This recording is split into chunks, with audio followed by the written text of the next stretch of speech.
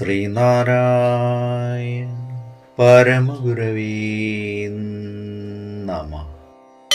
സുപ്രഭാതം. 1791 ദിവസമായ ഇന്ന് 2026 ഏപ്രിൽ മാസം 10 വെള്ളിയാഴ്ച.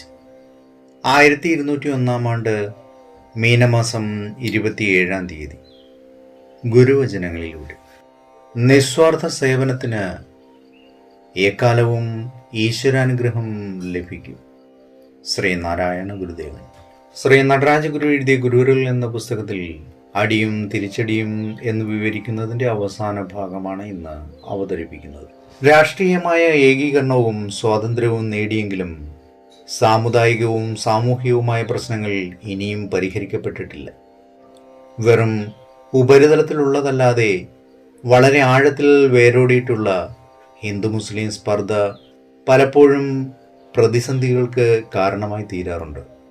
ഇത്തരം പ്രശ്നങ്ങളുടെ പരിഹാരവും ആഴത്തിൽ സ്പർശിക്കുന്നതും സമൂലവും സമഗ്രവുമായിരിക്കണം. ഇക്കാര്യത്തിൽ ഗുരുവരൽ നമുക്ക് നേരിട്ട് പ്രായോഗിക സഹായം നൽകുന്നുണ്ട്.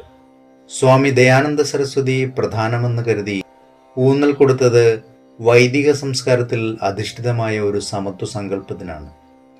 വിവേകാനന്ദ സ്വാമിയാകട്ടെ കാളി പൂജയെ മുഖ്യാധാരമാക്കിക്കൊണ്ട് ഹിന്ദുമതത്തിനു വേണ്ടി വാദിച്ചു.